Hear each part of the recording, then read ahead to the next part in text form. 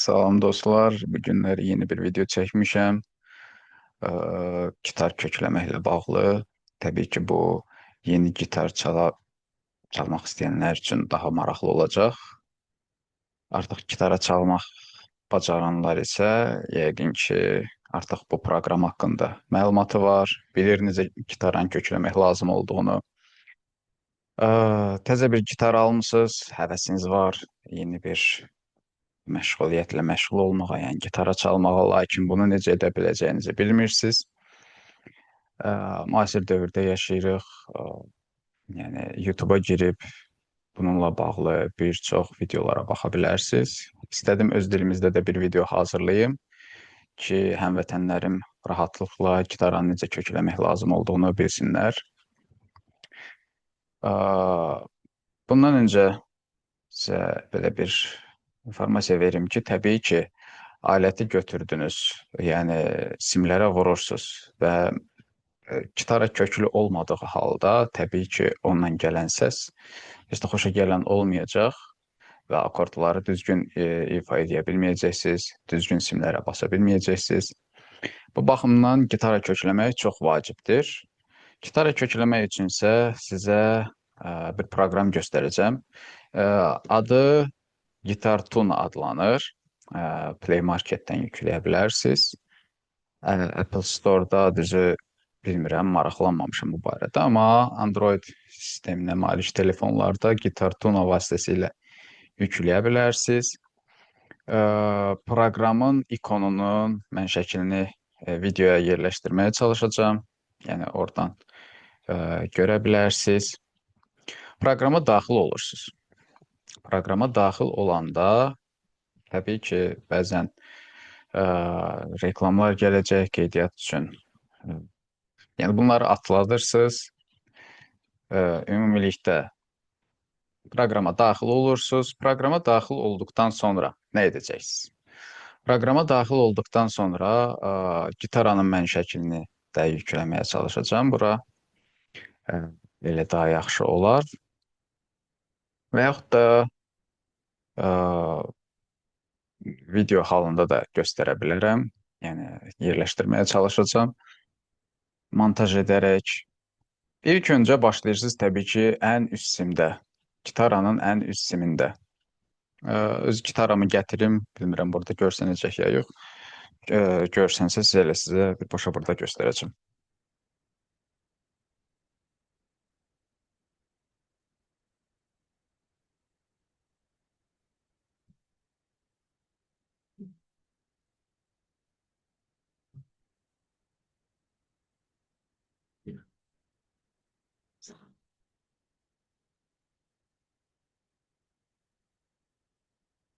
Gitaranın özü tam düşmür. Gördüyüm qədərilə. Hissə düşür. Çünki arxaya fon vermişəm. Belə.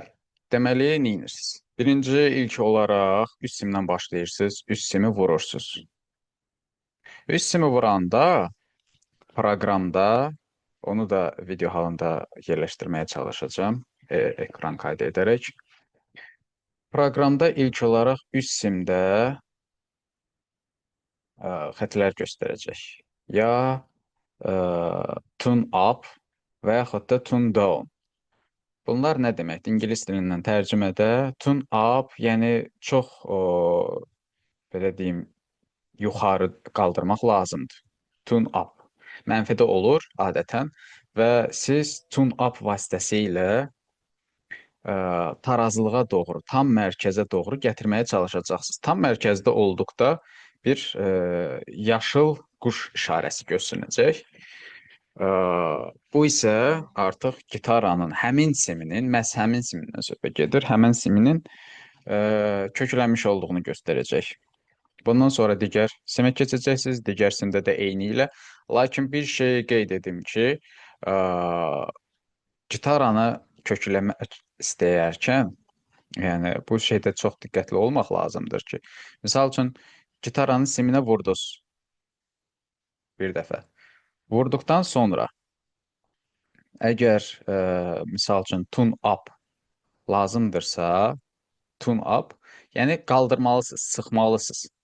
sıxmalısınız. Səsə də fikir verin eyni zamanda. Sıxırsınızmı, yoxsa boşaldırsınızmı? Yəni simi gərirsinizmi, gərginləşdirirsinizmi, yoxsa boşaldırsınızmı? Əgər tune up yazırsa proqramda və eyni ilə də həmən simin üzərindən söhbət gedir. Burada proqramda göstərəcək ki, məhz həmən simdən söhbət gedir və Y kökünə kökləmək lazımdır. Əgər tune downdırsa, deməli sim çox gərilibdir.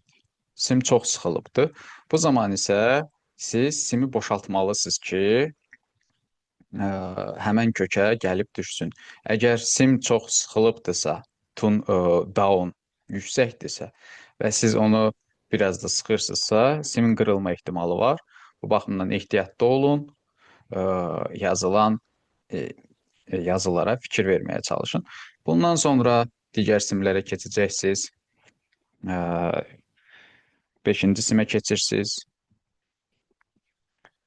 Eyni ilə həmən qaydada köklüyürsünüz. Burada 5-ci simdə A-dır. Sonra 4-cü simə keçirsiniz. 4-cü simdə D-dir. Sonra 3-cü simə keçirsiniz. G-dir. 2-ci simə keçirsiniz. B-dir və 1-ci simə keçirsiniz. Y-dir. Fikir verirsinizsə, 1-ci sim ən incə simdir və gitaranın üzərində də zaten bu görsənir. Ən qalın sim 6-cı, ən incə sim isə 1-ci simdir. Bu qaydada gitaranızı kökləyə bilərsiniz və kökləndikdən sonra yəni artıq heç bir necə deyirlər, pərdələrə basmadan belə bir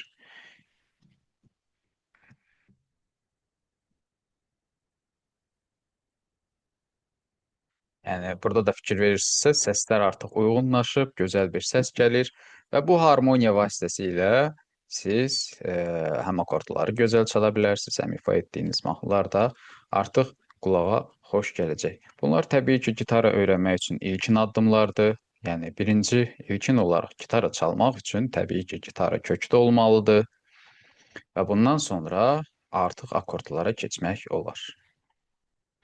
Sağ olun, digər videolarda görüşmək ümidi ilə.